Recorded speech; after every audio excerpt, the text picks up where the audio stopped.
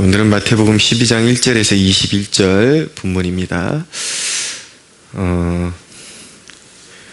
오늘 괄목할 만한 두 가지 사건이 나오는데, 먼저 보면은 안식일에 예수님의 제자들이 밀밭 사이로 걸어가다가 배가 고픈 거예요. 그래서 이삭을 잘라 먹었습니다. 그랬더니 바리새인들이 보고 이제 또 득달같이 달라들어서 이 사건을 비난하는 대목입니다. 근데 예수님께서 제자들을 두 가지 형태로 변호하셨습니다.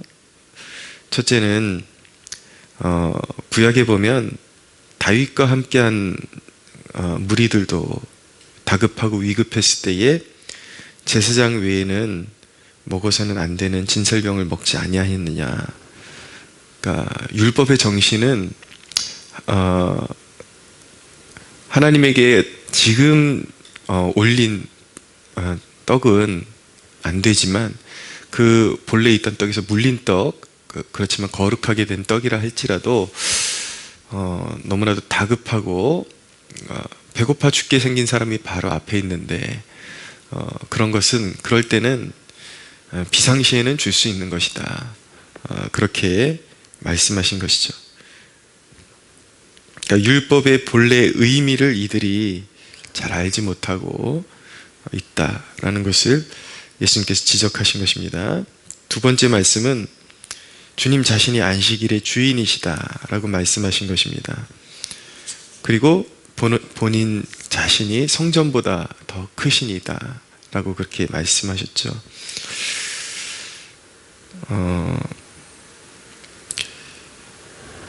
주님이 안식일의 주인이시고 안식일을 제정하신 분이시고 안식일의 주인이시고 성전보다 더 크신이시고 성전에서 주님의 임재가 없으면 그것은 성전이라고 말할 수 없는 것이죠. 그렇게 크신 분이 지금 앞에 있는데 제자들이 사역을 위해서 일했던 것도 아니고 주님의 일을 안식일에 감당하다가 배가 고파서 너무 줄여가지고 이삭을 잘라먹은 그 일을 감히 누가 정죄할 수 있느냐. 안식일의 주인은 난데 그렇게 지금 제자들을 변화하고 계신 것입니다.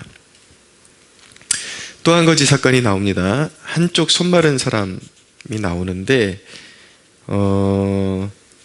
역시 안식일이었습니다. 근데 예수님께서 질문을 던지시죠. 너희 중에 어떤 사람이 양 한 마리가 있어 안식일에 구덩이에 빠졌으면 끌어내지 않겠느냐.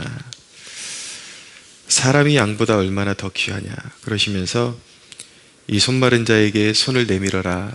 그래서 바리새인들이 보라는 듯이, 반감을 가지고 있는 사람들이 보라는 듯이 그 손을 치유해 주십니다. 자, 이 두 사건, 안식일에 제자들이 이삭을 잘라 먹은 사건, 그리고 한쪽 손 마른 사람을 치유해 주신 사건. 이 두 사건의 핵심적인 내용이 무엇이냐면 바리새인들에게 자비가 없었다라는 것입니다. 어떤 율법적인 기준, 문자적인, 그리고 자신들이 인습적으로 계속 갖다 붙인 그런 규율은 있을지 모르겠지만 결국은 율법이라는 것도 하나님의 백성들의 삶을 더 부요하게 하고 풍성하게 하고 생명을 살리는 것, 율법의 축약이 하나님 사랑, 이웃 사랑이잖아요. 근데 전혀 그 정신은 없고 온데간데 없고 규율만 살아있는 그들의 그 모습에 대해서 예수님께서는 굉장히 분노하시고, 이 사건에는 예수님의 분노가 이렇게 묻어있다라고 말씀드릴 수가 있는 것이죠. 신앙이 오래되면서 격식만 남고 더 민감해지고 더 비판만 앞서게 되는 일은 우리가 매우 매우 경계해야 하는 그런 일들입니다. 신앙을 바른 생활로 착각하는 사람들을 보게 됩니다. 교회에 있으면 문득문득 신앙생활을 바른 생활처럼, 바른 생활을 영위하는 것처럼 그렇게 착각하는 사람들이 있습니다. 물론 이제 말의 뉘앙스를 여러분들이 잘 알아들으시기를 원합니다. 하나님의 의를 추구하고 선을 추구하는 것인데, 거짓이 없이 선한 것을 추구하는 것인데, 근데 그 선함이라는 것, 의를 추구한다라는 것이 나의 편견, 내가 세워놓은 기준, 그것이 아니라 하나님의 마음을 읽어서, 그것도 율법을 무시하는 것이 아니라 율법의 정신을 잘 읽어서 하나님의 마음을 표현해내는 것이, 그것이 바로 신앙생활이라고 말씀드릴 수가 있겠죠. 근데 왜 소위 개똥철학이라 그러잖아요. 그러니까 어떤 말씀을 듣긴 듣는데, 그리고 성경을 읽긴 읽는데, 그래서 통해서 하나님의 마음에 정통한다기보다도 자기의 그런 어떤 도덕적인 개똥철학을 계속 쌓아나가는 그런 경우들이 있습니다. 이거 매우 조심해야 되거든요. 실제적인 예를, 좀 목회 현장에서 경험하는 실제적인 예를 좀 말씀드리면, 어떤 사람의 경우에는 신앙을 이렇게 교회에 출석하기 전에 이렇게 유튜브를 통해서 나름대로 훌륭하다라는 목사님들, 청렴하다는 목사님들 설교를 계속 듣고 자기의 그런 철학을 계속 만들다가 이렇게 교회에 이렇게 찾아오는 그런 경우가 있습니다. 대뜸 하는 말이 무엇이냐면, 이제 초신자고 교회에 와서 막 배워야 되는 사람인데, 교회에 무슨 예배의 그런 순서, 찬송을 부르는 것, CCM을 부르는 것, 이런 거 하나하나까지 이제 자기가 형성된 이런 그런 관념을 가지고 자꾸 간섭하면서 이제 막 교회 생활을 배워야 되는 사람이 막 지도를 하려고 그러는 그런 웃지 못할 상황이 벌어지는 경우들이 있습니다. 그래서 이거는 복음의 정신에 그런 거 아니냐, 이렇게 해야지 더 좋은 것 아니냐. 심지어는 이제 헌금 봉투에 그 라벨이 사람 개인 이름이 붙어 있는 걸, 저희 교회 같은 경우는 하나님 앞에 헌금을 드리는 것도 예배의 중요한 순서이고, 하나님한테 봉헌을 드리는 것이고, 또 자신이 더 깨어서 책임감 있게 이제 물질 생활에 힘써야 되고, 더 의식적으로 해야 될 필요가 있기 때문에 그런 이제 라벨을 붙여놓거든요. 그럼 오면은 와가지고, 이 라벨을 붙이지 않는 게, 무명으로 헌금을 드리는 것이 더 하나님 앞에 아름다운 것 아니냐, 그게 헌금의 정신 아니냐, 그러면서 이제 막 간섭을 하는 거예요. 근데 대개 이제 정상적인 신앙생활 하는 사람들은 그 교회가 추구하는 것을 그냥 따라가거든요. 그 교회가 추구하면서 따라가면서 하나님께서 내게 주신 그 은혜를 하나님 앞에 보답하는 그 행위 자체에, 그 헌신 자체에 감사를 드리지, 여기에 라벨이 붙어있니 붙어있지 않니 이거 가지고 이제 따지지 않거든요. 물론 이제 자기가 만약에 나중에 하나님의 부르심을 느끼고 신학을 하고 목회자로서의 부르심이 있다면, 그때 가서는 자기가 개척을 하고 이게 더 나는 복음의 정신에 합당한 것 같다, 그래서 그런 목회의 방향을 그렇게 정한다면 그건 존중받을 만해요. 근데 이제 막 나온 사람이 이 교회는 뭐가 어떻고 그러면서, 다른 사람은 다 은혜 받고 있는데 혼자 그렇게 막 그 어떤 철학적인, 자기만의 형성된 철학적인 기준으로 교회를 판단하고 그러느라고 은혜 못 받고, 이제 막 초신자가 막 신앙이 순수하게 자라나야 되는데, 근데 또 참 웃지 못할 그런 모습이, 그렇게 어떤 순결하고 그런 걸 강조하는 사람이 또 헌금도 자기 마음대로 냈다 이러면서 또 올바른 것 찾고, 바른 생활 찾고 이런단 말이에요. 그러니까 이런 행태가, 그런 어떤 주어진 그런 상황에서 교회가 정한 그런 틀 안에서 그 모든 것 안에 감사와 기쁨으로 은혜 받을 생각을 해야 되는데, 항상 자기만의 어떤 틀을 갖고 있는 사람들은 참 은혜 받기가 힘들다. 항상 어떤 비판하고 그런 비난하고 비꼬고 이런 일들에는 앞장서지만 무엇 하나 제대로 헌신하는 것이 없다라는 것을 보게 됩니다. 때로는 오랜 그런 신앙을 이제 경험하면서 어떤 교회 리더급으로 그렇게 성장을 했는데, 이런 하나님과의 그런 영적인 교제가 말라버린 경우에도 은혜 받는 데 앞장서기보다 항상 비판하려고 하는 그런 모습을 더 강하게 보인다는 것을 알 수가 있습니다. 우리가 이제 찬양하다 보면 우리나라의 어감으로 따지면 조금 그렇지만은 그 본질 자체가 경외감이 묻어있는 단어들이 있습니다. 예를 들어서 하나님은 우리를 지키시는 거룩하신 분인데, 찬양의 가사에 보면은 하나님은 너를 지키시는 자, 너를 지키시는 분, 또는 너를 지키시는 자라고 이렇게 표현할 때가 있고, 또 예수님을 우리가 표현할 때의 어떤 찬양의 가사에서 예수 그냥 이렇게 표현할 때가 있거든요. 유난히 이걸 또 따지시는 분이 있어요. 제 개인적인 그런 신앙의 고백으로 말씀드리면은 성경에도 예수께서 예수 그냥 이렇게 우리나라식으로 존칭을 표현하지 않고 그냥 그 명사 자체로 이렇게 표현하는 경우들이 있거든요. 왜 그러냐면 예수님의 이름은 예수라는 그 이름 자체에 최고의 어떤 그런 그분이 받으셔야 되는 그런 영광스러움, 그것이 그대로 그 이름에 녹아있기 때문에 예수라는 이름을 부를 때 그 자체가 경외감이고 그 무엇과도 비교할 수 없는 그런 고유적인 명사인 것이죠. 그러니까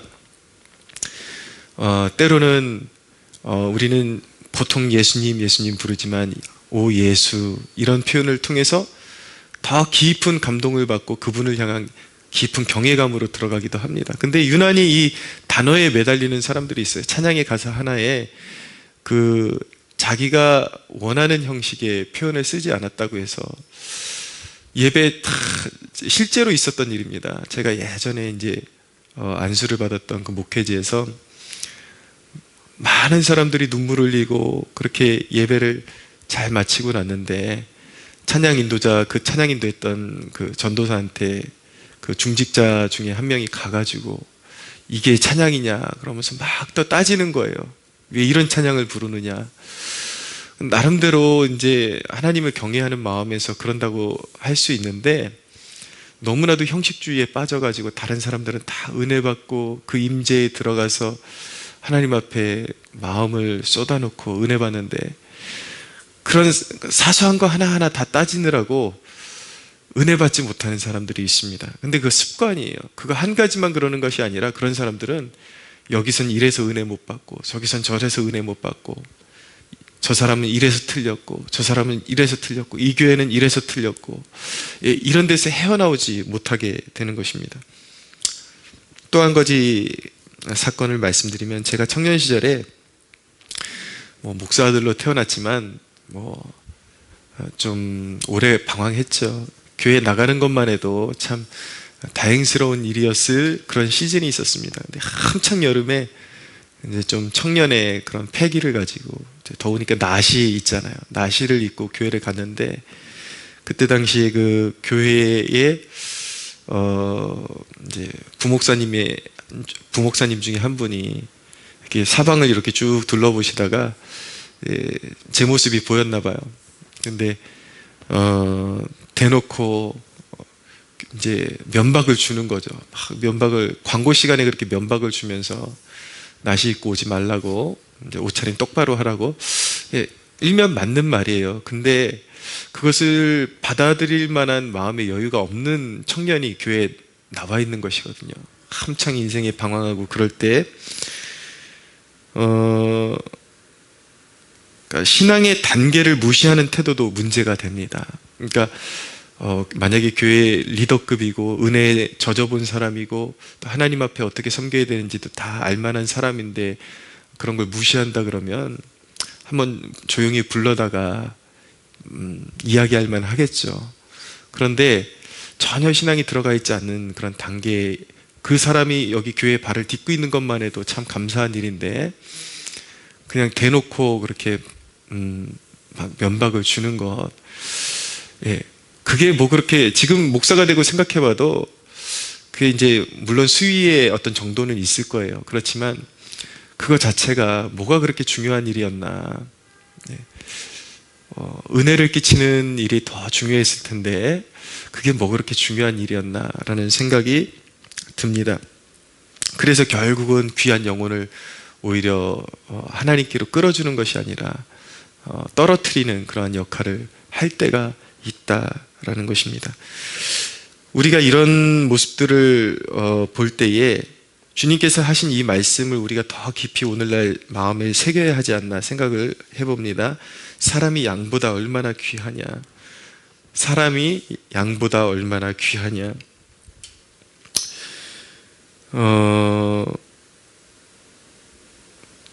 사람들은 자기 자신의 모습을 참 모릅니다. 제가 케어하면서 매우 이렇게 삐딱선, 이라 그러죠. 매우 비틀어진 그런 인격을 가진 그런 사람을 굉장히 이렇게 제가 이렇게 마음으로 참아주고, 이렇게 기다려주고, 그렇게 양육하면서 기다려줬던 그런 때가 있었는데, 제가 그 사람을 양육하면서 굉장히 놀랐던 그런 기억이 무엇이냐면, 그렇게, 자기 자신도 그렇게 온전한 인격을 가지고 있지 못했던 사람이 이렇게 학교에서 일하던 친구였는데 자기 학교에 있던 이제 그 학생들이 이렇게 조금 이렇게 온전치 못한 모습을 보일 때에 그런 표현을 쓰더라고요. 아, 쟤네들은 인성이 쓰레기 같아요. 그런 말을 제가 들을 때 제가 깜짝 놀랐습니다. 깜짝 놀랐습니다. 왜냐하면 본인 인격도 그렇게 좋지는 않은데 그것이 바로 우리의 모습이다라는 것입니다. 그러니까 우리 자신도 내 자신도 참 비뚤어진 모습이 많은데 항상 자기가 가지고 있는 어떤 기준으로 남을 힐난하고 이런 데 앞장서고 그 기준을 버리지 못해가지고 생명을 살리는 그런 역사에 쓰임받기보다 너무나도 자기 자신도 하나 추스리지 못하면서 계속 그 비판의식에 갇혀있는 그 모습, 그것이 바로 우리의 모습이다라는 것이죠. 신앙생활 하면서 그런 모습을 버리지 못하면, 하나님 앞에서 그것을 내려놓지 못하면 결국은 풍성한 열매를 맺을 수 없는 그런 이제 인생이 되는 것입니다. 데살로니가 전서 1장 7절에 보면 사도 바울이 위대한 사도 아닙니까? 근데 뭐라고 말하냐면 사도로서의 권위로 너희를 대하지 아니하고 내가 유모와 같이 너희를 유순한 말로 가르쳤다라고 그렇게 말씀하고 있습니다. 그것이 바로 예수님의 마음인 것이죠. 사랑하는 여러분, 주님의 마음은 없이 격식만 남아있지는 않습니까? 영혼 살리는 사역은 안 하고 지식을 유희하는 데만 머물러 있고 그 지식이 쌓일수록 판단하는 그런 자세에만 머물러 있지는 않습니까?